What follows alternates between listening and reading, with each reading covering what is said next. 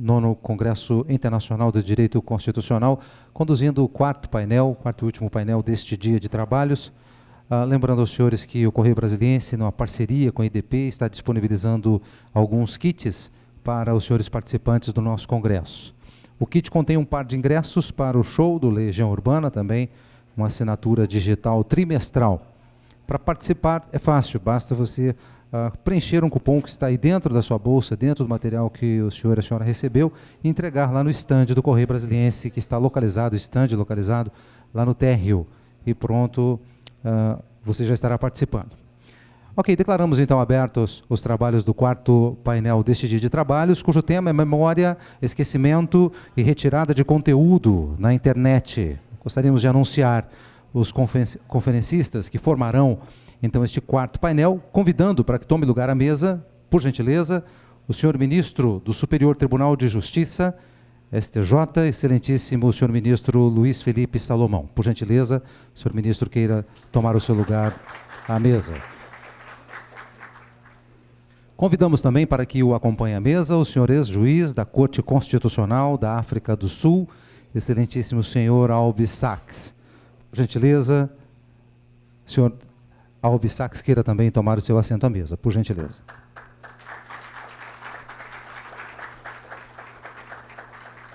E convidamos igualmente o coordenador científico do IDP e subprocurador-geral da República, professor Paulo Gustavo Gonet Branco. Ele que presidirá os trabalhos deste quarto painel. Senhores queiram, por favor, se assentar. Senhor presidente, o senhor tem a palavra.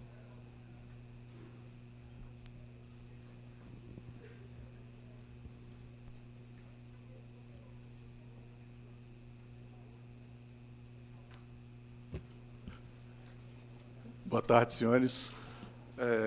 É uma enorme satisfação que o IDP tem de trazer para os senhores as apresentações dos professores, juristas, figuras humanas únicas, que são o ministro Luiz Felipe Salomão e o juiz Albie Sachs. Os senhores o nosso tema é sobre memória, sobre esquecimento, ligado com a internet.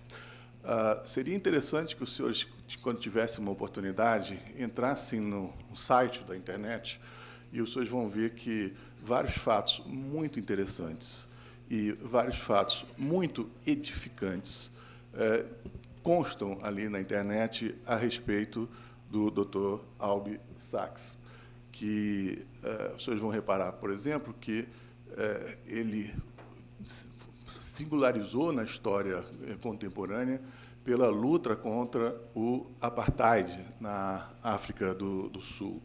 E, nessa luta, ele sofreu consequências não só sociais, mas também físicas consideráveis. Passou pelo que mais terrível o ódio pode causar para alguém, que é a experiência da tortura, da deprivação, o fato de não se permitir que uma pessoa durma, né? O sleep deprivation, que é uma das práticas mais cruéis que se pode praticar contra um ser humano. Sobreviveu a um atentado à bomba no seu automóvel. Passou pela experiência do exílio durante 11 anos, em que ele esteve em Moçambique. E, graças a essa experiência, o Dr. Sachs, o professor Sachs, ele compreende o português, embora prefira se manifestar em inglês. Então, a palestra vai ser em inglês, com a tradução simultânea. Os senhores vão ver como que é importante a gente reter certos fatos do passado na nossa memória, o que a internet propicia. Por outro lado, nós vamos ver também que há certos acontecimentos, há certos elementos da vida do cotidiano que não se justifica que permaneçam à disposição da bisbilhotice alheia por um tempo indeterminado. aquilo que se dizia antigamente, uma ofensa que se lança no jornal, no dia seguinte vai estar embrulhando um peixe numas peixarias, hoje já não mais acontece, porque, não havendo uma outra medida, daqui a 50 anos, aquela ofensa que se lançou numa internet vai poder ser recuperada como notícia do dia. Sobre esse tema da memória e do esquecimento, do direito ao esquecimento, vocês vão ter a oportunidade de ouvir o ministro Luiz Felipe Salomão, que é uma pessoa destacada no campo acadêmico e é um juiz que combina um incrível talento, uma inteligência invulgar, com um espírito humanístico também invulgar. É uma sorte para o Brasil que o ministro Luiz Felipe Salomão seja brasileiro e esteja no Superior Tribunal de Justiça, porque ele poderia estar, professor Sachs, em qualquer tribunal superior do mundo pela sua competência e pela sua dedicação ao saber e à justiça. Mas, sem mais delongas, eu vou passar a palavra para o professor Albi Sachs. Boa tarde.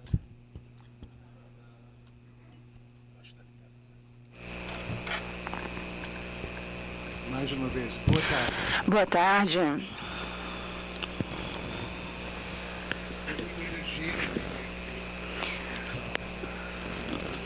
Eu vou falar em inglês, mas eu gostaria de aproveitar... Ele está falando português neste momento. Eu preparei uma intervenção sobre o internet com muita dificuldade. Eu não estou realmente dentro deste assunto, mas na última hora eu fui oferecido uma oportunidade de falar sobre o tema que está mais perto do meu coração. Eu vou começar com isso. E esta begins for the interpreters. Eu pass to English now. Em inglês. Dia 8 de abril de 1988 foi o Dia da Mulher Moçambicana, um feriado público. Eu estava exilado, eu estava indo de repente para a praia, de repente eu vi, bum, simplesmente uma escuridão. Eu não sei o que está acontecendo, mas eu sei que é algo terrível. E depois de algum tempo, eu ouvi uma voz me dizendo em português: Albi, aqui esse é o Ivo Calido. Você está no Hospital Central de Maputo. Teu braço foi amputado. Ele está em condições lamentáveis. Você tem que enfrentar o futuro com coragem. E eu respondi: o que aconteceu? E uma outra voz, a voz de uma mulher, disse: foi um carro-bomba. Isso me fez desmaiar. Mas desmaiar de alegria, porque eu sabia que eu estava seguro. Eu não tinha sido sequestrado. Não me levaram para o outro lado da fronteira para ser preso na África do Sul. E naquele momento, aquele era o momento que todo prisioneiro luta. Esse momento de nós sermos bravos, de sermos, corajosos.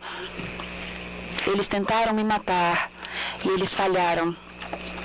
Então, o pior momento da minha vida foi o melhor momento da minha vida. Eu me senti muito feliz. E estar aqui me lembra que a língua de comunicação, a língua do pensamento naquela época foi o português. E eu tenho uma convicção de que eu melhorei. E se eu melhorei, o meu país, a África do Sul, também ia melhorar. E foi isso que aconteceu. A história que eu vou contar para vocês hoje começa no meu escritório, na Corte Constitucional. O telefone tocou e a pessoa falou: oi. Tinha um homem que quer que te ver, o nome dele é Henry, e ele tem um horário com você. Posso mandá-lo entrar? Eu falei: sim, eu vou encontrá-lo no portão de segurança. E o meu coração começou a bater muito forte. Eu estava andando em direção à segurança e eu lembro do Henry. Ele era o oficial da inteligência militar da África do Sul que tinha organizado a bomba a ser colocada no meu carro. E agora ele estava participando da comissão de reconciliação na África do Sul. E me perguntaram se eu queria vê-lo. E eu falei que sim. Eu abri a porta e lá estava ele. Alto e magro como eu, mas ele era mais baixo, mais novo. E eu vi em seus olhos a mensagem de que ele sabia que era o homem que ele tentou me matar, que ele tentou matar. E eu vi também, ele viu nos meus olhos que eu sabia que ele tentou me matar. Nós nunca tínhamos nos encontrado anteriormente, mas ele estava daquele lado e eu estava do lado de cá. Ele andou até o meu escritório, marchando como um soldado. E eu utilizei a minha melhor forma de andar para tentar ficar calmo. Nós nos sentamos, nós falamos por muito tempo. E ele me falou com orgulho que ele era um bom aluno e também com orgulho o quanto ele tinha avançado dentro do exército. E ele explicou sobre a bomba e por que ele colocou a bomba, e eu falei para ele: bom, agora eu tenho que continuar o meu trabalho. Eu me levantei. Geralmente quando eu falo tchau para alguém, normalmente eu aperto a mão da pessoa, mas nesse caso eu não posso apertar a sua mão. Mas depois de você passar por essa comissão, talvez isso aconteça. E eu lembro que quando eu estava andando de volta, ele não estava marchando mais como um soldado, ele estava apenas andando de forma devagar, um pouco desorientado. E eu falei: adeus. E o que era essa comissão da verdade da qual ele iria participar? Suas origens não são muito bem conhecidas, mas eu acredito que são muito interessantes. É uma reunião dos executivos nacionais do Congresso Nacional Africano em novembro de 2003. Apenas alguns meses antes das primeiras eleições democráticas. Uma reunião muito apaixonada.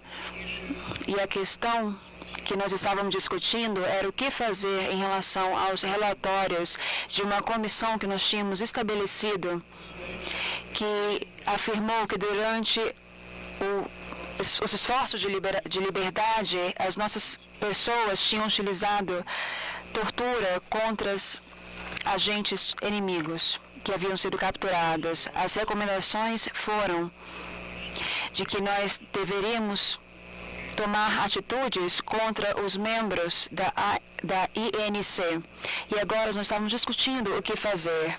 E alguns de nós nos levantamos e falamos: o relatório está aí, agora nós temos que tomar atitudes. Outros não, falaram: não, isso é um mal entendido, nós temos que ver que as circunstâncias são diferentes, as pessoas da segurança e os alunos que vêm aqui lutar por liberdade, eles não sabem nada sobre métodos de interrogação. Um dos meus colegas se levantou e falou: eu ouvi algo muito interessante hoje. É algo chamado a tortura do apartheid e uma coisa chamada a tortura da INC. Aparentemente, a ANC pode fazer isso, mas o regime não pode fazer isso. É um debate muito intenso. E uma das questões que vocês têm que pensar é uma questão moral. Quem é você? Quais são as suas principais crenças? O que você defende? Então, alguém disse Tem alguma coisa muito estranha na nossa discussão. Nós somos muito corretos quando estamos debatendo as nossas falhas, mas em relação à violência extrema que o Estado colocou sobre nós, envolvendo milhares de pessoas, cadê os limites nesse momento? E aí meu colega levantou e falou, o que nós precisamos é uma comissão da verdade, que vai olhar todas as violações dos direitos humanos que foram cometidas durante essa luta pela liberdade. Então, paradoxicamente, nossa Comissão da Verdade veio de uma necessidade da ANC chegar à democracia com o coração aberto e com mãos limpas, não com uma visão para expor os crimes do regime, mas para lidar com as nossas próprias falhas, mas ao mesmo tempo com as terríveis falhas do regime antigo.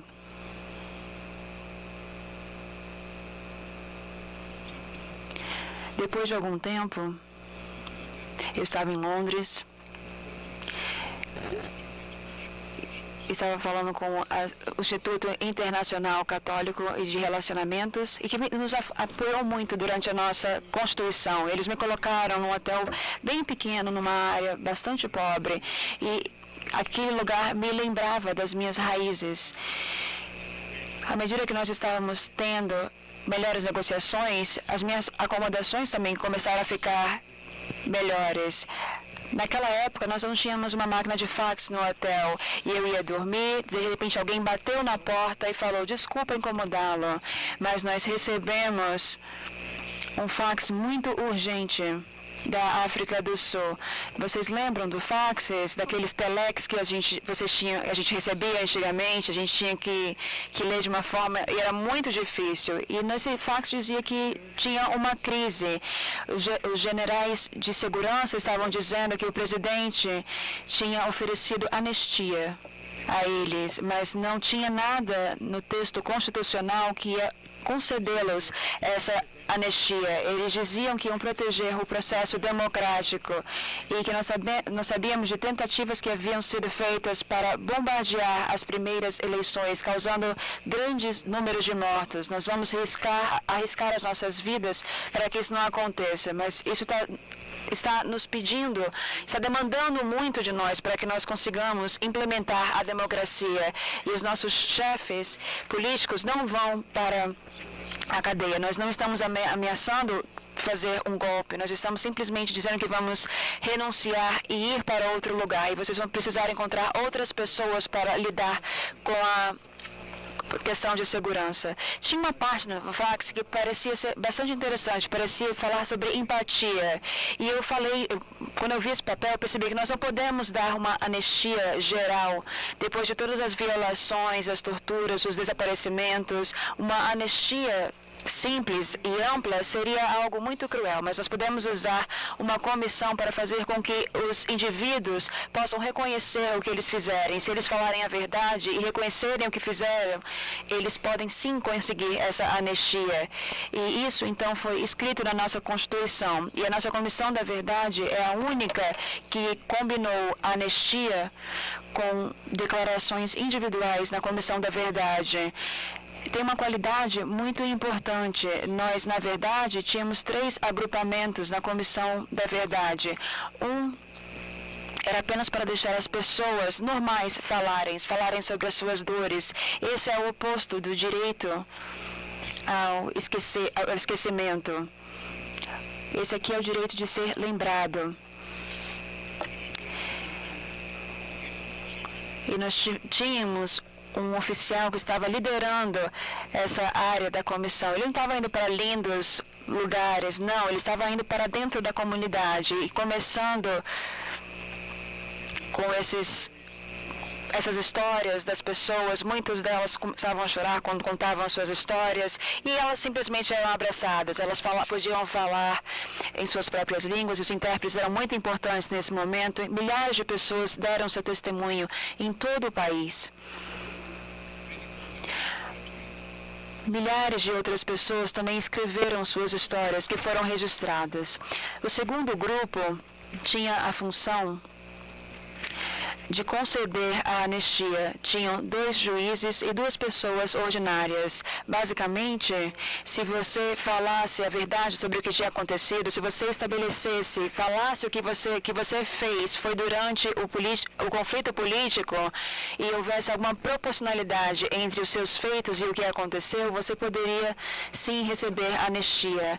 Muitas pessoas solicitaram essa anistia. A maioria eram ladrões que diziam que estavam roubando porque eram pobres, porque eles eram negros, e falaram dos diferentes contextos nos quais eles estavam.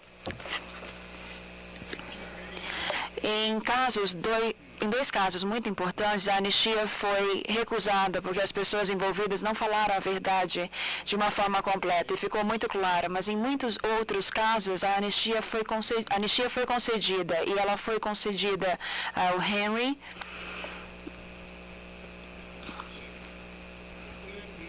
Esse foi o segundo grupo. O terceiro grupo tinha a ver com as reparações. E foi o grupo menos bem-sucedido. Essa reparação envolvia pagamentos, mas nós sabemos que a reparação real tem que vir do coração, tem que ser algo significativo. Nós temos que ter esse testamento bastante significativo. Eu acredito que nós poderíamos ter feito muito melhor nesse grupo. Já faz 20 anos desde dessa TLC, dessa comissão. Muitos livros estão sendo escritos em relação a isso, existem também peças e também músicas sendo escritas falando sobre isso. E muitos dos testemunhos estão sendo utilizados também. Existem músicas revolucionárias que estão falando sobre isso. Mas isso é ainda algo muito polêmico no nosso país. Como eu me sinto com isso? O que fez a nossa Comissão da Verdade tão poderosa é que ela foi baseada no princípio a qual eu tinha me oposto. Eu acreditava que se as pessoas tinham feito coisas terríveis, e se elas fossem obrigadas a testemunhar em público, elas nunca fariam isso. Mas depois da experiência que nós tivemos, que foi bastante valiosa, eu sugeri que nós tivéssemos entrevistas privadas. A sociedade civil não gostava dessa ideia de anistia. Elas pediam que fosse algo em público. Mas, felizmente, para o nosso processo, as pessoas não me ouviram, elas ouviram a sociedade civil, porque o que aconteceu foi que todo mundo lembra desses testemunhos.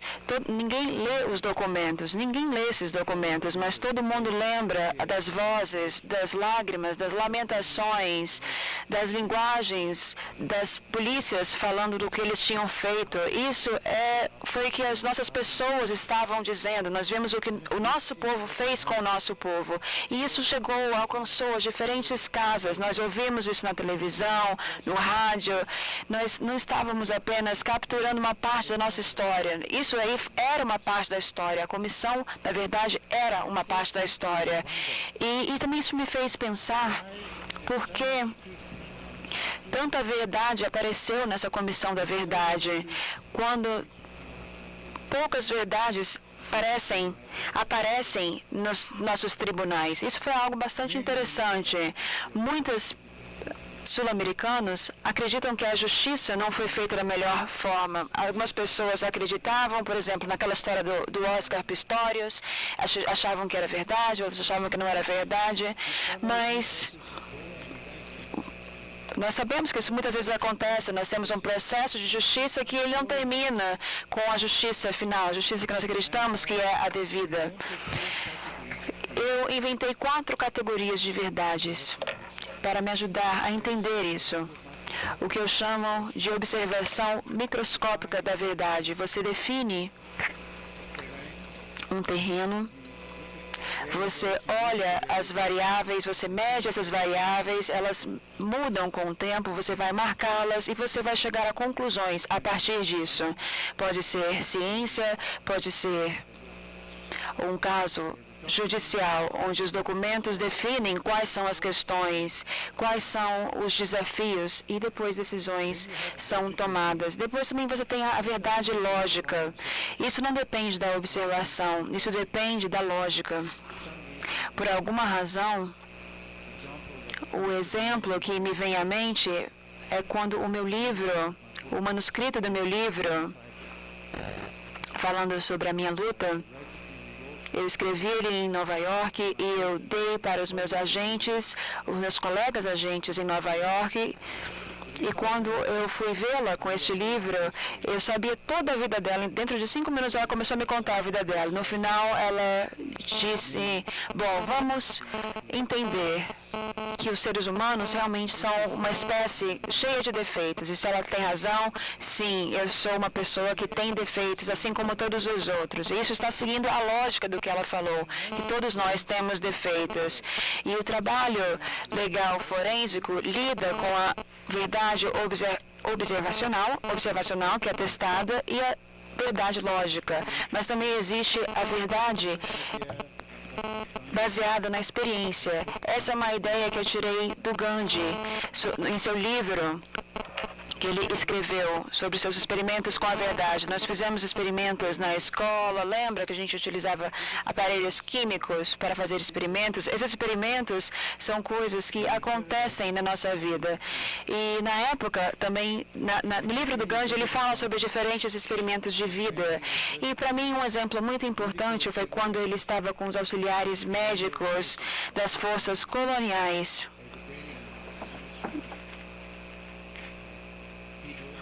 Que mataram alguns rebeldes e submeteram alguns capitães à tortura também. Eles chicotearam essas pessoas e eles lavavam essas feridas dessas pessoas, e as tropas estavam observando. E ele percebeu que o corpo humano era uma fonte de muita dor para muitas pessoas e que seria errado ter prazer com o nosso corpo. E foi por isso que ele resolveu desistir de ter relações sexuais. Mas ele não começou dizendo, eu tenho que desistir de ter relações sexuais e, portanto, isso, aquilo. Não, ele começou com uma experiência e, dessa forma, ele chegou a um princípio. E para a maioria de nós, essa verdade baseada em experiência é o que nos guia. Nós não andamos por aí com microscópios.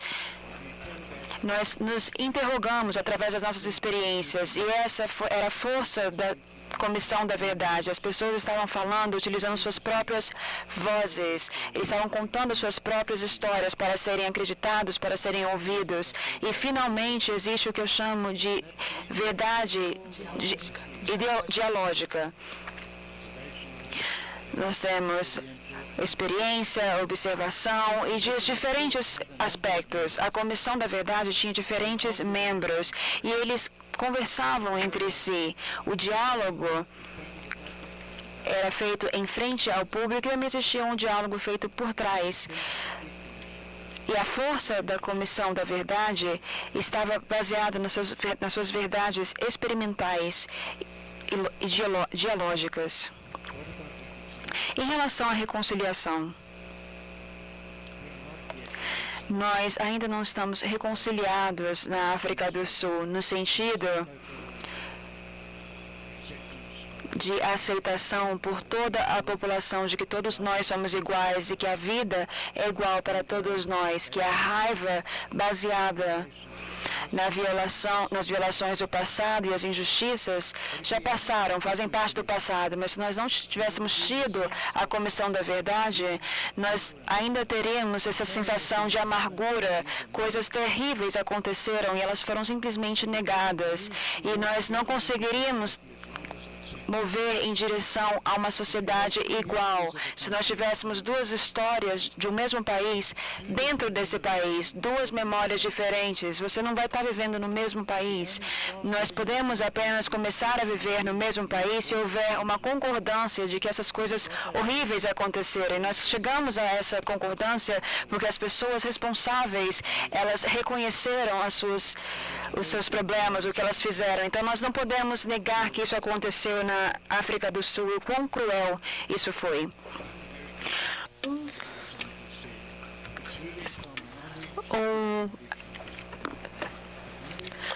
O conhecimento é fato e informação, nós sabemos que essas coisas acontecem. O reconhecimento é trazer a informação para dentro do seu ponto de vista, seu conhecimento emocional das coisas. Como que eu teria comportado, o que nós poderíamos fazer, como eu posso fazer que isso se evite no futuro. Então, precisamos aprofundar esse conhecimento.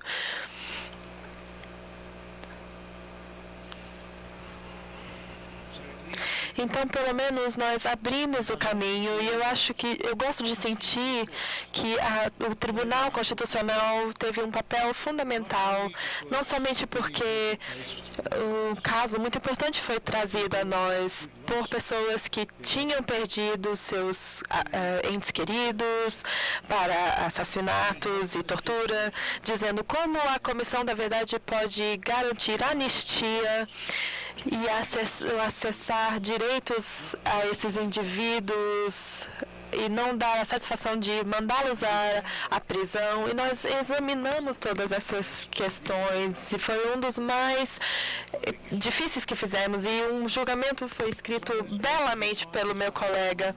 E é um dos casos que você não pode definir em embasamentos técnicos. É uma questão muito profunda, é um jogo do país. É o motivo pelo qual nós temos uma Constituição.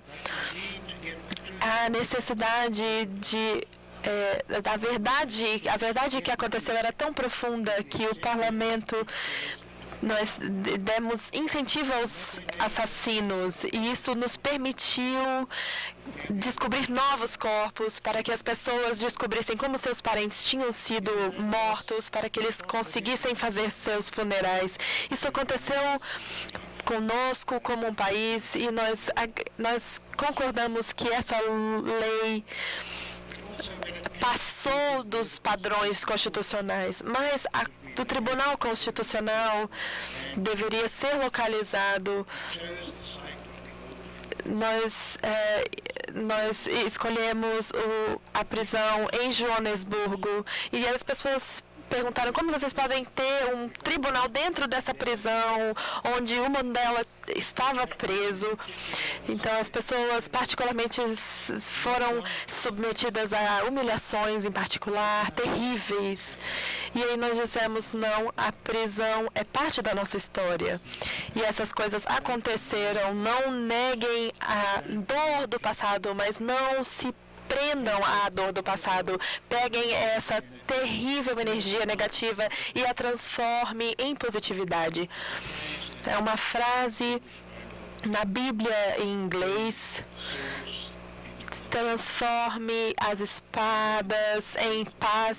Em português, como se fala essa frase, essa passagem? Não temos aqui acadêmicos da Bíblia. Você pode pegar uma espada, você pode jogar ela fora, pode quebrar essa espada. É bem útil isso. E se essa mesma espada se tornar um instrumento para cavar, é algo muito mais poderoso.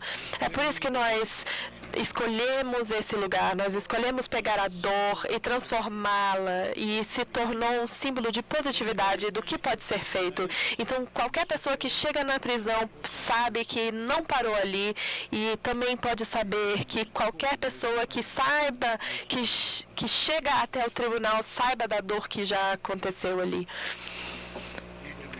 No fim do ano, muito quente, eu fui para uma festa com os meus amigos, tinha música alta e eu ouvi uma voz.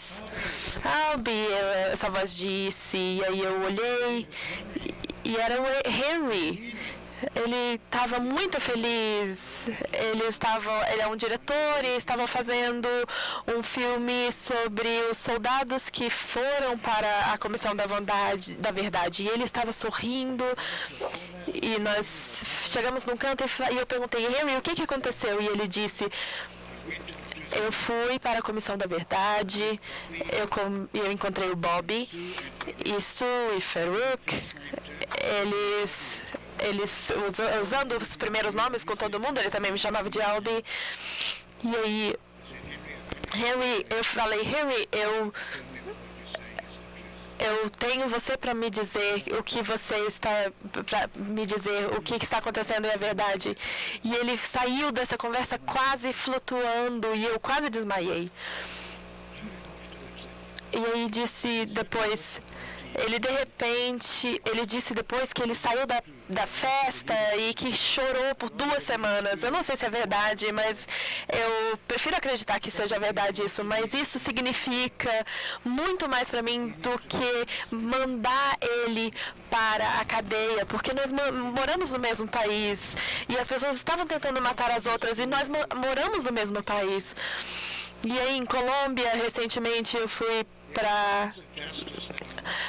Tem alguns juízes que simplesmente não mandam as pessoas para a cadeia ou então executam elas. Tem essa justiça restaurativa que transforma as pessoas. Não é perdão. Eu não perdoei o Henry. Eu não tenho poder de perdoá-lo. Ele precisa entender isso. Ele tem que entender o que é o que. Mas ele transcendeu essa situação. É um tipo de generosidade que está no espírito de Mandela, o espírito da nossa nação, o espírito da nossa Constituição. E a generosidade é muito poderosa, é muito poderosa. E as pessoas precisam descobrir a humanidade dentro delas mesmas. Temos que ver o que vai acontecer eventualmente na Colômbia, mas o que foi interessante falar dos dois lados é que é o que eu chamo de vingança suave. Isso é transcender a raiva, a amargura e ver as coisas de um ponto de vista mais suave.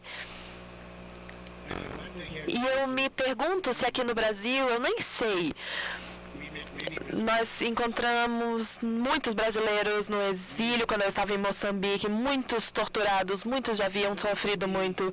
E no Brasil, para mim, é um país de felicidade, de alegria, de exuberância, de criatividade, dos cariocas, de futebol, e ainda assim é um país de assassinatos. E eu não sei se o Brasil já se resolveu com isso, eu não sei se teve algo tipo a nossa Comissão da Verdade.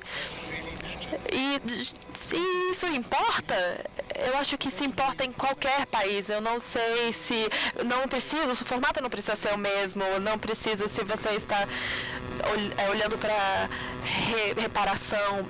O importante é que você está olhando para a verdade. Vocês precisam entender que parte das pessoas que sofreram tanto, essas pessoas vão ser reconhecidas e o mais importante é assegurar que essas coisas não vão acontecer de novo. Então é um prazer enorme para mim falar com vocês e compartilhar essas experiências. Eu fui para o paraíso por não falar sobre a internet, mas é muito mais valoroso para mim falar sobre isso, transmitir para você. Como nós falamos em Moçambique, obrigadíssimo.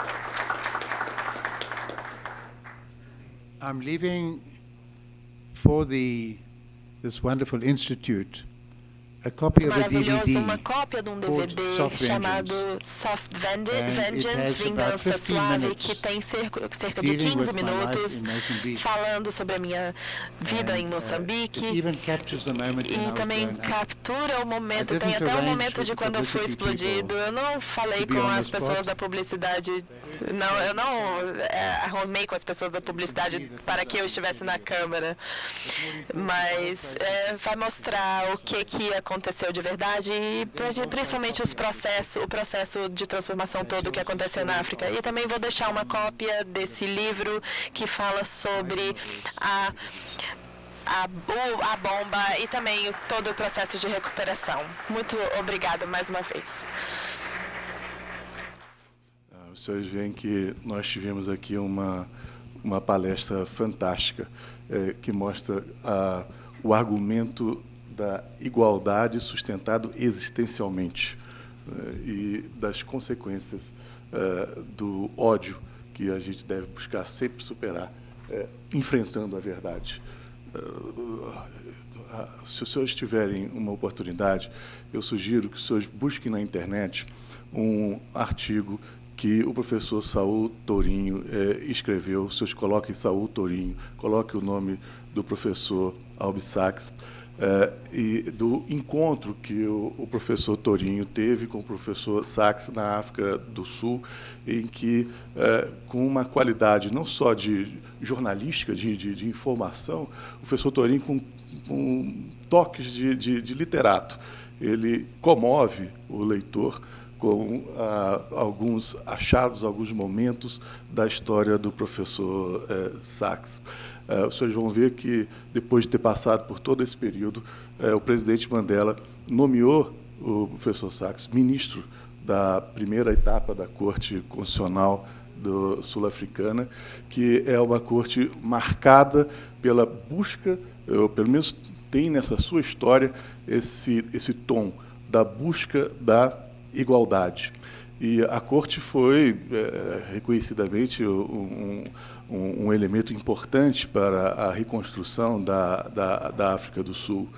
E o professor Tourinho conta uma história em que um juiz norte-americano teria reclamado com o professor Sachs que a corte sul-africana era muito ativista. E o professor Sachs respondeu: a Constituição sul-africana é muito ativista. As constituições, elas devem responder às necessidades de cada povo. E a África do Sul teve a sorte de ter uma Constituição de cuja Declaração de Direitos o professor Sachs colaborou, e depois ter o próprio professor Sachs como um dos seus integrantes. Só para os senhores terem uma ideia, o professor Tourinho narra que, no telhado da Suprema Corte Sul-Africana, os senhores perceberam, ela se situa no lugar onde se ocupava, onde existia um presídio, onde as torturas aconteciam, né? Ali se instalou a Suprema Corte. E no telhado, nas vigas de concreto, cada um dos integrantes da Suprema Corte escreveu com a sua própria caligrafia essas palavras: dignidade humana, igualdade e liberdade. Vejo, senhores, que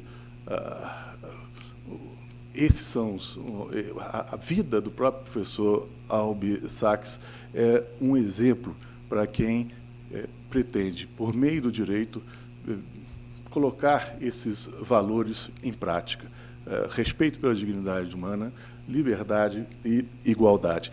Essas experiências vitais do professor Sachs, conjugada com a sua atuação como ministro da Suprema Corte, os senhores agora podem também encontrar em português. Acaba de sair esse livro, Vida e Direito, uma estranha alquimia, tradução também do professor Saul Tourinho Leal, que, na verdade, deveria estar aqui no meu lugar, por ter conhecido tão bem o professor Albi Sachs. Mais uma vez, muitíssimo obrigado, professor. Passo agora a palavra ao ministro Luiz Felipe Salomão, saudando mais uma vez.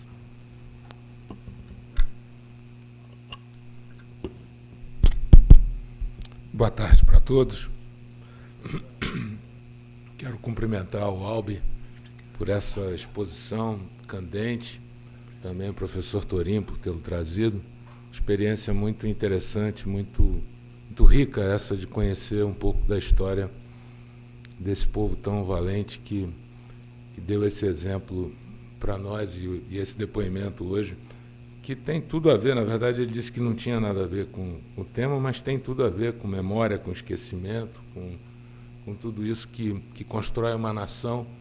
E o exemplo da comissão a que ele se refere é um exemplo que efetivamente toca muito a nós todos, que passamos por uma experiência duríssima também em alguns períodos da nossa história. Bem, eu quero, em primeiro lugar, saudar o nosso coordenador, o professor Paulo Gonet, ele próprio também um ícone do direito constitucional, professor com muito talento, um representante do Ministério Público, um exemplo. E eu agradeço as suas palavras. Quero dizer da minha satisfação de estar aqui participando desse 19º Congresso, já parte da história também do direito constitucional brasileiro, e dividir um pouco com vocês, cumprimentá-los, agradecer a presença de todos, dividir um pouco da ideia que eu trouxe aqui para o nosso debate, falar um pouquinho sobre os direitos da personalidade, depois, ainda que rapidamente, uma passagem pela propriedade intelectual, um pouco da jurisprudência do STJ, para em seguida tratar do tema específico, direito ao esquecimento. Eu já vim falar de pé para justamente telegrafar para vocês que não pretendo cansá-los. Sei que o direito ao esquecimento de uma palestra ou de um debate horroroso é cáustico para quem participou dele, então eu imagino que o direito ao esquecimento, se for muito ruim, eu peço que sejam benevolentes com a avaliação, mas a ideia é um pouco essa, de passar para vocês um pouquinho da história dos direitos da personalidade, porque imbricado, evidentemente, com o tema que nós vamos tratar, que é memória, esquecimento e conteúdo na internet. Os precedentes que nós temos aqui no nosso país, até agora, tratando do tema específico, direito ao esquecimento, ainda não abordaram o direito ao esquecimento na internet. Nós só tratamos, eu fui relator de 2 deles no STJ, nós só tratamos do conceito do direito ao esquecimento. Nos 2 casos foram programas de televisão. Ainda não abordamos a questão do marco legal da internet e, especialmente, a questão do direito ao esquecimento na internet, como os tribunais europeus estão fazendo hoje em alguns pontos.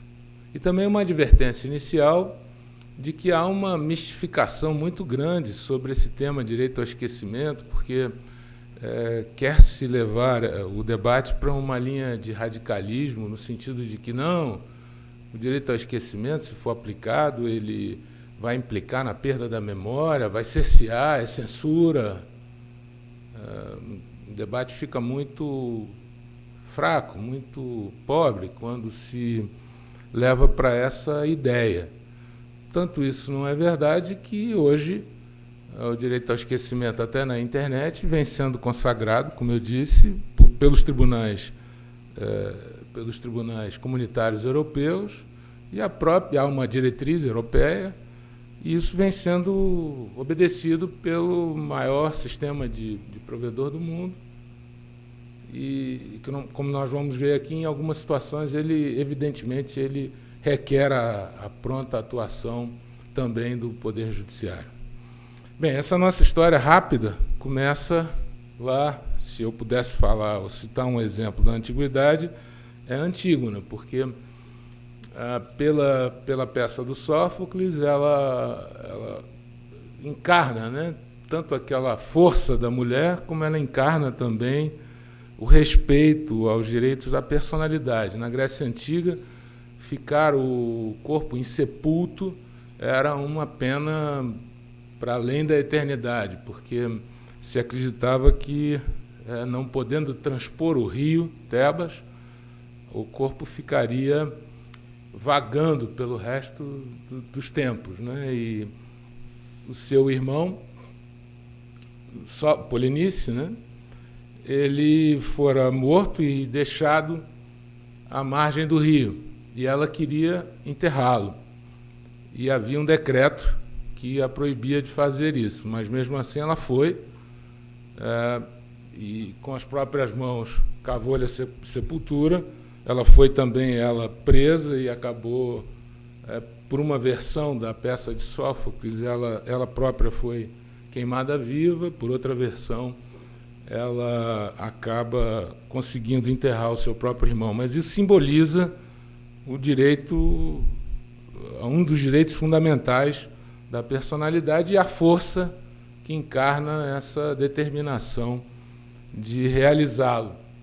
Depois veio ali a prensa, né, de Gutenberg, em 1440, alguns marcos que eu fui pegando para simbolizar bem essa ideia do avanços e retrocessos do direito à personalidade, porque a prensa ela transforma, né, os copistas que copiavam textos e os transformavam.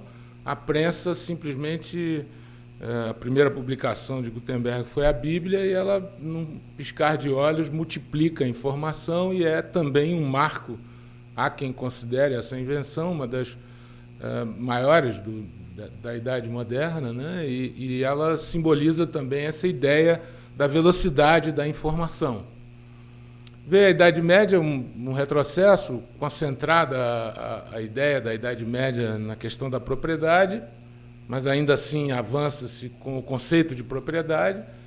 O Renascimento, no século XVI, faz o homem voltar a ser o centro do seu próprio pensamento, e as revoluções, a independência americana de 1776 e a Revolução Francesa, fazem refletir a ideia central dos direitos da personalidade como um dos fundamentos do Estado. As guerras mundiais, 14 e 39, com as suas mutilações, com as suas barbáries, elas fazem exatamente eclodir a Declaração Universal dos Direitos do Homem, em 1949, que aí sim é o primeiro tratamento legal da questão relacionada aos direitos da personalidade. O primeiro artigo, como todo mundo sabe, eu acho que já foi objeto aqui de exposição ao longo do dia que vocês estão tendo aqui, tanta gente boa que participou desse seminário, mas o primeiro artigo que trata dos direitos, do direito à privacidade, né, ele usa esse termo, right to privacy, e em contraponto ao progresso tecnológico, é esse artigo do Brandeis e do Warren, de 1890, que causou um verdadeiro frisson nesse tema, e ainda hoje é multicitado como o primeiro texto que aborda a questão do direito à privacidade. E ele tem até uma história interessante sobre esse artigo, porque ele nasce, há quem diga, a partir de uma invasão da privacidade do casamento da própria filha de um dos autores, que, por meio de um telégrafo, aquilo passou lá a informação rápido, publicou-se no jornal e incomodou bastante aquele que era juiz da Suprema Corte, e ele, então, escreve esse artigo, que é uma referência. A Corte Constitucional Alemã, quando da sua criação também, a partir do momento em que se criam as Cortes Constitucionais Europeias, trata do tema e cria uma forte jurisprudência, elevando a dignidade da pessoa humana a um patamar quase que absoluto, né? Principalmente a Alemanha, que veio do pós-guerra muito dramático ali da Segunda Guerra, praticamente desolada, devastada. Ela, então, tem uma Corte Constitucional afirmativa na questão dos direitos humanos. Tem vários casos, né, que são conhecidos da nossa doutrina, o Mefisto, do Mann, e também esse romance Esdra, são casos da Suprema Corte alemã muito interessantes de se buscar. Na década de 70, nos Estados Unidos, veio o caso Watergate, que também causou uma grande pesquisa sobre a invasão de privacidade, né? Como todo mundo sabe, foi uma gravação dentro do comitê do Partido Democrata que ocasionou esse caso que derrubou um presidente da República americano, e é também um marco aí nesse exame do papel da imprensa, até onde vai o limite da privacidade. No Brasil, as cartas constitucionais sempre trataram dos direitos da personalidade, muito embora o tema do direito ao dano moral só tenha vindo na Constituição de 88, mas os direitos da personalidade sempre foram cravados na Constituição. O pensador desse século que melhor trata disso, sem dúvida nenhuma, é o Bauman, e ele utiliza as expressões modernidade líquida para tratar da questão das redes sociais, que já é um patamar diferente para o exame dessa questão do direito à privacidade, dos direitos da personalidade. Ele fala de uma eliminação progressiva dos espaços públicos e privados, né, que eles interpenetram com internet, Facebook, e fala dessas amizades líquidas que se fazem hoje pela internet. É um tema muito interessante, é um texto muito interessante de ser abordado.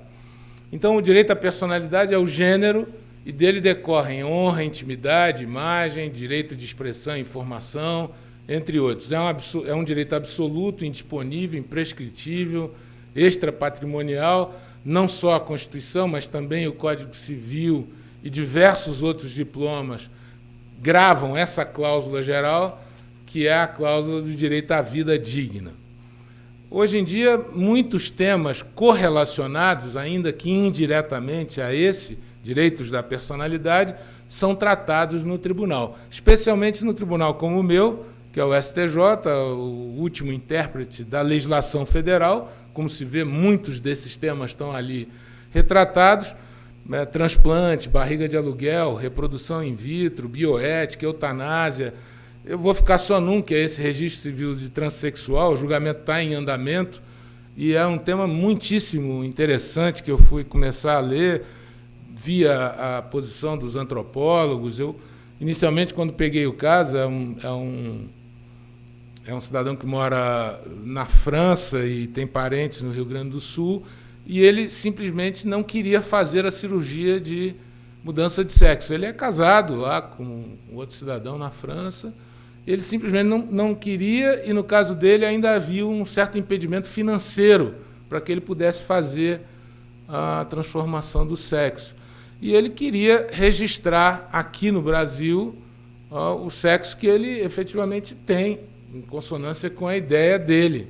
E esse caso, então, está em julgamento, em andamento, julgamento na 4ª turma.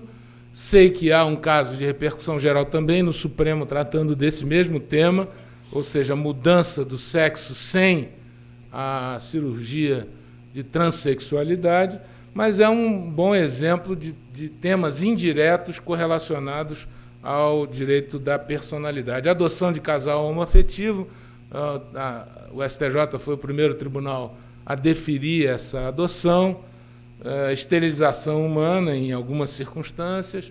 Enfim, agora temos também a questão dos refugiados, tem um caso também que começamos a julgar sobre refugiados. São vários temas que indiretamente tratam dessa questão. Sobre direito de propriedade, também é uma longa história que vai desde a era da faca manufaturada até o computador. Como se sabe, é um direito real, absoluto, oponível, erga omnes, incorpóreo, imaterial. Dentre eles está o direito do autor, que é a criação estética, software, cultivares. É um ativo econômico importante hoje. E eu quero chegar nesses 2 últimos pontos, que são alguns casos relevantes que tratam desse tema, e aí já começamos a entrar no ponto que mais interessa hoje, pedindo a condescendência de vocês. Eu, como disse, não pretendo cansá-los, mas essa série de exame da questão volta aí a 1984, que eu acho que foi nos Estados Unidos o primeiro caso mais interessante tratando de violação do direito à privacidade versus direito autoral. Foi o caso chamado Betamax, o caso Sony versus Universal Studios. Nesse caso, se discutia se essas fitas que nós colocamos em casa na época ainda antes do DVD, o videocassete, né? Se essas fitas, quando você gravava um programa ou um filme, se isso representava uma violação aos direitos do estúdio e do autor, né? E aí o tribunal fixou um conceito muito interessante, que é esse de conduta contributiva, responsabilidade vicária e, fundamentalmente, o caso Betamax foi resolvido com o que eles chamam de uso legítimo, fair use, né? Depois tivemos o caso Napster, que também, a partir dele, vieram vários outros, o Pirate Bay e tantos outros, mas esse caso Napster foi muito interessante, porque aí foi o contraponto. Lá se disse que, no caso Betamax, não havia invasão havia um uso legítimo da tecnologia para não violar direito autoral. No caso Napster foi ao contrário. Um sistema de computador com uma tecnologia peer-to-peer relativamente simples, né, que era aquela de você compartilhar arquivos na internet. Houve uma utilização em larga escala. Em 4, 5 meses, milhares e milhares de músicas eram compartilhadas e transitavam pela internet, e a partir dali se criou também a ideia, o Napster foi proibido, e criou-se a ideia de que se você contribui para o ilícito com alguma tecnologia, ou se você utiliza essa tecnologia para atividade lucrativa, o sistema do avanço de tecnologia tem que ser barrado. Esse tema ganha mais relevância ainda com a Constituição de 88, porque a partir dali de 37 nós não tínhamos o reconhecimento do dano moral, ao menos expresso, mas a Constituição atual estabeleceu essa ideia. Eu coloquei também ali uma última observação, que é de que nós já julgamos no STJ que a relação jurídica entre o fornecedor de serviço de mídia, seja ele qual for, televisão, rádio, internet, desde que seja serviço de mídia, e o usuário, é aplicável o CDC. Bom, na Casa de Constitucionalistas tem que falar de colisão de direitos fundamentais, ponderação de valores em conflito, são várias técnicas que se utilizam para a resolução dessa questão. Vejo que há muita confusão na doutrina, alguns entendendo que prepondera, não é, Paulo, um dos princípios em relação ao outro, outra corrente forte entendendo que eles se equilibram e a questão é resolvida no caso concreto, isto porque não há propriamente antinomias insolúveis na Constituição. O Barroso, no seu livro, explica isso com muito detalhamento. É preciosa a forma como ele explica a colisão de direitos fundamentais, em nível aí com o próprio Alexis, que cria regras de interpretação que são fundamentais para entendermos essa confusão. Isso sem falar nos americanos, no Dworkin, que criou a ideia do juiz Hércules, né, que é aquele que resolve os hard cases, né, com situações que vão a partir da hierarquia, a inexistência de hierarquia entre direitos da mesma natureza constitucional, predominância do interesse público e, fundamentalmente, que eu acho que é o que resolve boa parte das questões, a razoabilidade. E eu coloquei ali também, para a gente poder avançar e ver um pouco os precedentes, a frase do Culture, que é muito interessante, né? O intérprete é o intermediário entre o texto e a realidade. Você não pode ser mais realista que o rei. Alguns pontos relevantes nessa análise que se faz hoje na jurisprudência, e eu fui destacando para a gente poupar tempo, pontos relevantes quando se examina essa ideia de direito de informação versus direito à intimidade, direito à privacidade, né? Essas são, vamos dizer assim, regras de experiência que solucionam boa parte dos casos, com razoabilidade, volto a dizer. A primeira delas é a diferença entre notícia e crítica. A segunda, vedação entre o aproveitamento econômico da imagem da pessoa sem o seu consentimento e possibilidade de utilização da imagem, sobretudo de pessoas públicas, sem que haja aproveitamento econômico. Nesses casos, o que se procura criar é um padrão, um standard. A pessoa do homem médio que examina uma determinada situação concreta e, a partir dali, com essas regras de experiência objetivas, tenta-se afastar o subjetivismo e verificar naquela situação quais dos princípios que devem prevalecer. Eventos públicos ou sessões de julgamento ou eventos com interesse público, divulgação de imagem de pessoas, é possível fazer isso, e eu coloquei ali uma expressão do Baleiro que é um pouco disso do que eu falei. consciência do homem médio de seu tempo. Determinada época feria o decoro andar de biquíni na praia. Isso hoje é praticamente impensável. Então, é o homem médio naquele determinado tempo em que ele vive. Diferença entre esferas públicas, íntimas e privadas. Tivemos alguns casos muito conhecidos, né?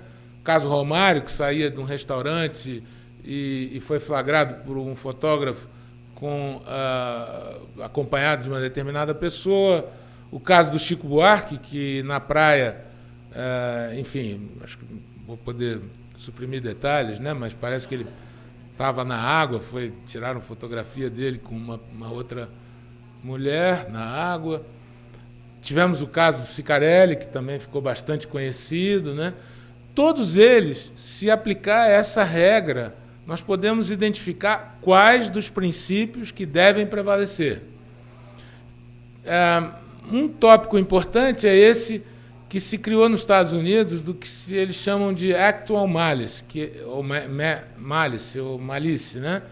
Que é o de saber se é preciso a prova da má-fé do jornalista para caracterizar aí a invasão da privacidade, a invasão ultrapassando os limites da mera informação.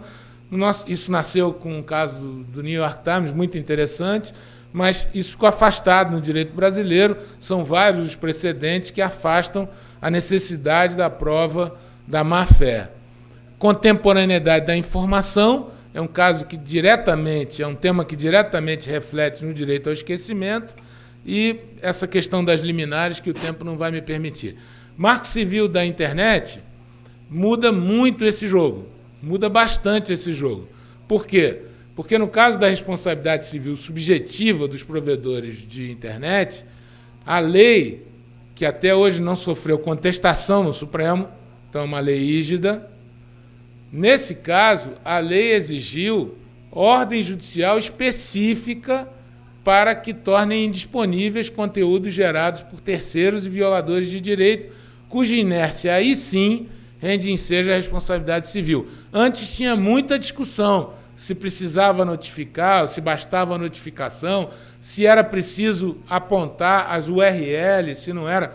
A lei dissipou e disse no artigo 19 que a responsabilidade subjetiva se exige ordem judicial.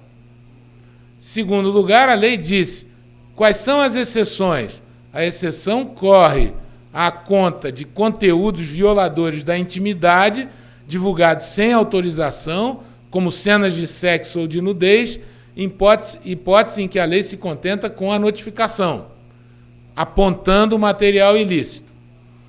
E a lei expressamente também excepciona do seu âmbito de incidência a violação de direitos autorais praticados por terceiros. Então, quando é prática por terceiro, a lei exclui. Bem, então, já que nós falamos desse ponto de internet, eu começo com esse precedente, até porque eu acho que está até aí... Eduardo, esse caso foi teu? Foi, né? O advogado que atuou está aqui participando do nosso debate. Esse caso é muito interessante porque ele dizia respeito, eu acho que o Eduardo atuou pelo provedor, né, de internet, pela Google. Esse caso foi muito interessante porque foi o seguinte, Paulo, foi um curso que oferecia aulas na internet, e um curso específico. Se eu estiver errado na moldura fática, o Eduardo me corrige aí, que ele foi advogado da causa. E esse curso oferecia aulas pela internet. E, claro, aulas pagas, né? Era um curso preparatório para concursos. E numa determinada comunidade, ainda era Orkut, mas evidentemente que esse precedente se aplica para qualquer rede social, numa determinada comunidade, foi se divulgando ali a ideia de que podia-se obter as aulas de determinados professores de maneira pirata, evidentemente pagando mais barato ou não pagando nada. E a questão foi porque o curso e o professor moveu a ação contra o provedor de internet, dizendo que ele estava estimulando a pirataria na internet. Então, a questão que chegou ao STJ era exatamente examinando esse cenário, dizer se o provedor, com base naqueles princípios lá que eu falei do começo, se pela responsabilidade contributiva, se ele participou de alguma maneira do ilícito, ou se ele obteve vantagem econômico-financeira dele, ou se aquela posição ali de utilizar a rede social para divulgar a pirataria era uma maneira, um fair use do direito autoral. Nós concluímos que, nesse precedente aí, julgado na segunda sessão, que efetivamente a rede social não tinha responsabilidade, porque ela não disponibilizava nenhuma ferramenta para facilitar a pirataria. Tampouco ela se utilizava ou obtinha benefício, ainda que indireto, dessa forma de atividade. Então, excluímos a responsabilidade do provedor de internet, e foi o primeiro precedente que, muito embora não tenha aplicado diretamente o Marco Civil da internet, nós tratamos de apreciá-lo quando do julgamento. Também esse caso aí no Supremo, e eu já vou partir para o direito ao esquecimento, esse caso foi também interessante, um leading case sobre software livre. Havia uma decisão do ministro Aires Brito, numa liminar, que havia sido ruim para o software livre, e agora, no julgamento do mérito, relatoria do ministro Luiz Fux, foi estabelecido que, no Estado do Rio Grande do Sul, que estabeleceu concorrência para uma determinada forma de aquisição pela administração pública de certame, ela utilizaria software livre. E ali se questionou a inconstitucionalidade dessa lei estadual do Rio Grande do Sul, que instituiu, no âmbito da administração pública regional, preferência pela aquisição de software livre ou sem restrições proprietárias. E o Supremo entendeu que a legislação é compatível com os princípios constitucionais da separação dos poderes e manteve rígida essa legislação que deu preferência para o software livre. Tivemos um caso também interessante no STJ, tratando dessa questão de meio de prova para o direito autoral em caso de software. E concluímos lá que não era só pela nota fiscal que se comprovava a regularidade do programa. Tem outras maneiras ou outros meios de prova que se demonstra a autenticidade do programa utilizado. Isso em larga escala para a empresa tem uma grande utilidade. Eu teria alguns outros casos, mas eu vou ter que passar porque o tempo não me permite, como, por exemplo, se o spam gera dano moral, se o Brasil pode ser, se alguém que se sentir violado por alguma utilização de imagem da internet, ainda que o site fique hospedado no exterior, se é possível ajuizar a ação no Brasil. Nós dissemos que sim, nesse precedente. Nessa hipótese de ação indenizatória movida por município contra particular por dano moral praticado em rádio, se é possível a pessoa jurídica de direito público obter indenização. Responsabilidade, esse caso é bem engraçado, eu vou dar uma parada nele, 1 minuto para contar, porque foi um falso anúncio erótico publicado em site de classificados. Alguém, para prejudicar a outra pessoa, colocou um anúncio num site, olha a ideia que o sujeito teve, acho que era um ex-namorado ou ex-namorada, não sei, publicou um site, olha, liga, massagista, fulano de tal, pode ligar no telefone, e era o telefone dele, publicou num site. Então, a discussão aqui era para saber se o fornecedor do serviço, se quem hospeda o site, se ele tinha responsabilidade, e nós achamos que todos que participaram dessa cadeia de consumo respondem pelo dano moral. Mas é um caso muito curioso. Vamos aqui no ponto do direito ao esquecimento, para concluirmos essa trajetória. Pois bem, esse longo apanhado, que, percebam bem, é uma linha evolutiva, né? Como surgiu o direito ao esquecimento, vão surgir outros temas que decorrem desse mundo novo, dessa perspectiva nova, que é o mundo da internet. No caso do direito ao esquecimento, houve uma jornada de direito civil, a 6ª jornada, onde se aprovou no Conselho da Justiça Federal. Já as jornadas que são produzidas no STJ, é como se fosse um tanque de ideias, uma sementeira de ideias, onde vamos pensando o direito civil, o direito comercial. Agora fizemos umas jornadas sobre prevenção de litígios, que foi também um ponto importante para tratar essa questão de soluções extrajudiciais. Pois bem, nessas 6ª jornadas se criou essa ideia da tutela da dignidade da pessoa humana na sociedade da informação, incluindo aí o direito ao esquecimento.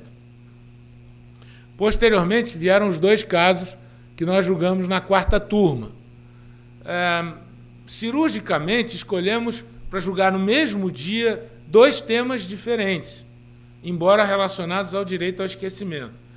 E, utilizando uma técnica de distinção, num caso a turma concedeu a indenização e, no outro caso, não concedeu, justamente para dizer, olha, depende do caso, não é a torta e a direita, não é para toda a situação que vai acontecer o direito ao esquecimento.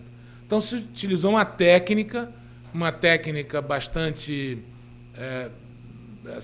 bastante didática, que a Corte se utilizou para dizer quais as situações que cabem, quais as situações que não cabem. Muito embora um deles não tenha sido unânime o julgamento, mas não importa, o que importa é o precedente. Esses 2 casos foram impugnados via recurso extraordinário e estão no Supremo. Sendo que, no caso em que nós não concedemos, esse caso está com repercussão geral.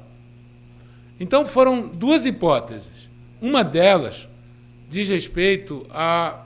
Qual o caso que está com repercussão geral, Eduardo? É o caso que não foi concedido, o caso aí da Cury. Isso. Foram 2 casos.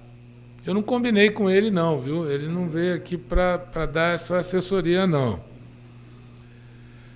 Foram 2 casos. Um caso é de um cidadão que foi indiciado na chacina da Candelária. Meu tempo já venceu, Paulo? Ele me disse que eu tinha direito aqui ao esquecimento do horário, que eu podia ficar aqui a tarde toda. Eu levei isso a sério. São 2 casos. Um caso é de um cidadão que havia sido indiciado na chacina da Candelária e logo depois ele fora absolvido pelo júri.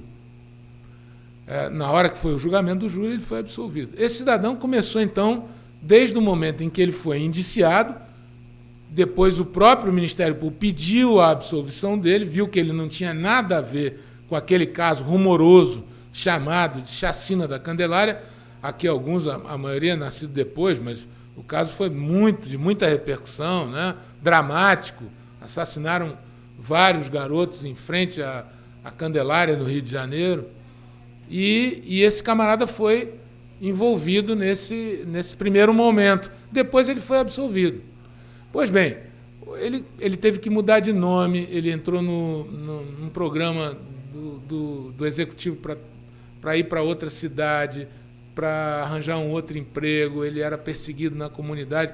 Quando ele se estabilizou, veio um programa de uma emissora de televisão que fazia essa reconstituição de crimes e o procurou. Olha, nós precisamos aqui fazer um programa sobre a chacina da Candelária, queremos entrevistá-lo. Ele disse, olha, eu fui absolvido, eu não quero participar mais disso, eu mudei o nome, eu mudei de profissão, eu estou querendo recomeçar a minha vida.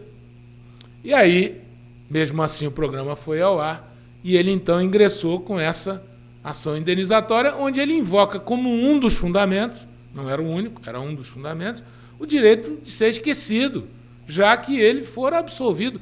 Notem bem, ninguém quer acobertar crime, ninguém quer impedir de ser divulgado o crime. Não. Quer-se olhar pelo outro ângulo o direito dele de ser esquecido e de seguir com a vida dele.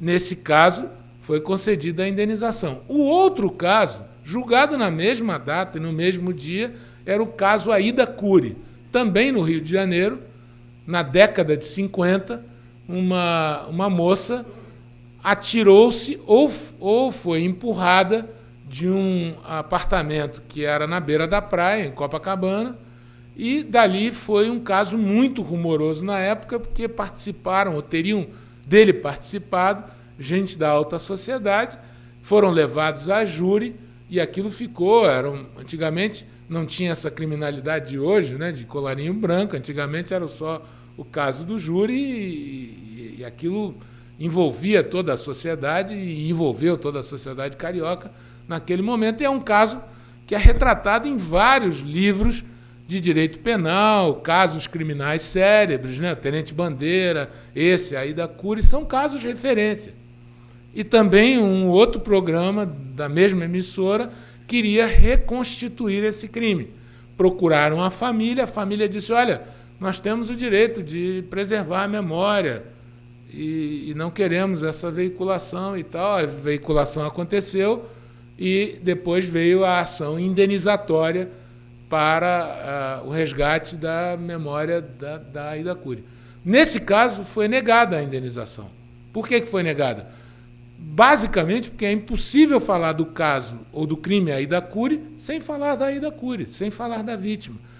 Como se não pretende que haja desmemoriada a história de um determinado país, a história criminal, até porque todos os casos criminais, na sua grande maioria, são públicos, são processos criminais onde se consulta. Então, é uma história pública, não há por que resguardar direito ao esquecimento. Então, foi negado a indenização. Esse caso, então, é o que está com repercussão geral no Supremo Tribunal Federal. O outro teve também recurso extraordinário, foi denegado e está com um agravo na relatoria do ministro Celso de Mello.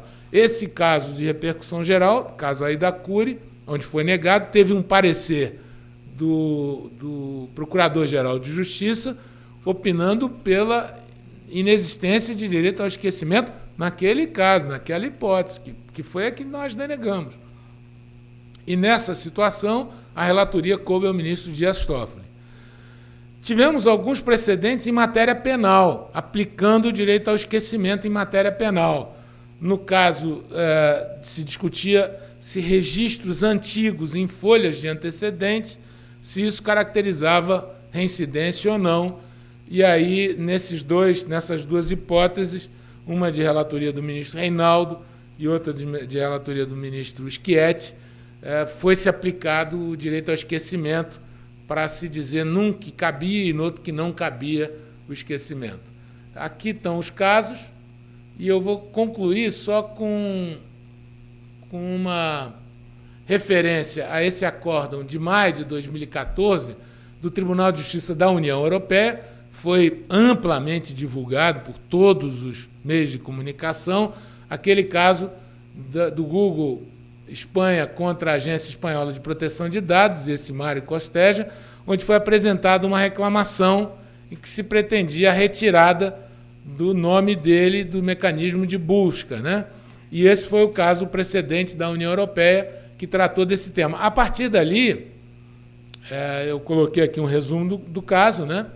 A partir dali, eu verifiquei o total de solicitações de remoção de URL existentes, dados a partir de 2014, e quais as que foram acolhidas, né? Pedidos diretamente feitos ao Google. Eu não consegui consultar ainda o site do Tribunal Europeu para saber quantas queixas foram apresentadas lá. Mas aqui nós tivemos 1.739.865 URLs avaliadas para remoção e, do total de solicitações recebidas, 571. Então, nós tivemos ali não removidas 56%, 43% o próprio Google removeu. É um dado muito relevante, para se dizer que ninguém quer aqui apagar a história, a memória. É um debate chulo esse que se desenvolve de que não, fere liberdade de imprensa. Ora, mas ninguém quer ferir, ninguém defende mais liberdade de imprensa do que os tribunais. Exemplo de solicitação acolhida. Eu coloquei um de cada país. Bélgica, um indivíduo que foi condenado por um crime grave nos últimos 5 anos, mas cuja condenação foi anulada por meio de um recurso. Ele solicitou remoção de um artigo sobre o incidente. A página foi removida. Quer dizer, ele foi condenado, mas foi anulada a condenação. E toda hora que acessava, estava lá. No caso da Alemanha, um professor declarado culpado por um crime leve há mais de 10 anos solicitou a remoção de um artigo sobre a condenação. A página foi removida. No caso da Itália, uma mulher solicitou a remoção de um artigo de décadas atrás sobre o assassinato do seu marido, que incluía o nome dela. A página foi removida, porque ela não foi envolvida no caso. Solicitação não acolhida. Na França, um padre pedófilo. O Google negou. O nome do sacerdote não foi removido das páginas. Na Hungria, funcionário público de alto escalão solicitou a remoção de artigos recentes sobre uma condenação criminal de décadas atrás. Não foram removidos os casos do funcionário público. Um casal acusado de fraude comercial também pretendeu tirar a menção deles na internet. Foi negado na Áustria. Pois bem, eu quero, então, agradecer a atenção com que me ouviram e pedir desculpa pela extensão da exposição. Obrigado.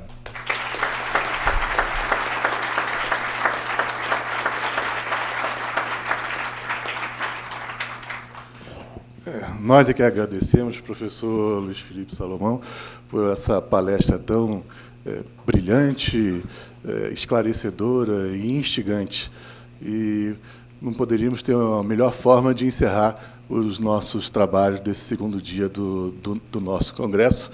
Então, agradecendo mais uma vez ao ministro Luiz Felipe Salomão e agradecendo a presença dos senhores, fica encerrado, então, o nosso segundo dia de congresso, e eu convido todos para que estejam aqui amanhã, no nosso último dia, a partir das 8h30.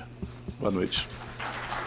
Obrigado, senhoras e senhores. Encerra desta maneira, então, o nosso quarto e último painel deste dia, lembrando que nós teremos uma sessão de autógrafos do livro Vida e Direito, uma estranha alquimia, de autoria de Albi Sachs. Na verdade, Albi Sachs ele está agora com o presidente Temer. Essa informação ela está já um pouco vencida.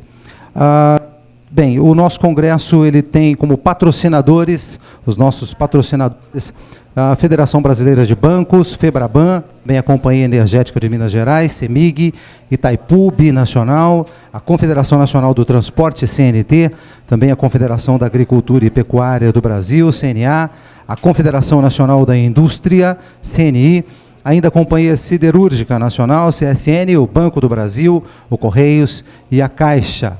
O evento tem o apoio de Ambev e de Três Corações. Senhoras e senhores, as atividades de amanhã serão retomadas pontualmente às 9 da manhã. Pedimos a todos que observem este horário para que possamos implementar toda a programação prevista para esta sexta-feira. Obrigado, um bom fim de tarde a todos e até amanhã.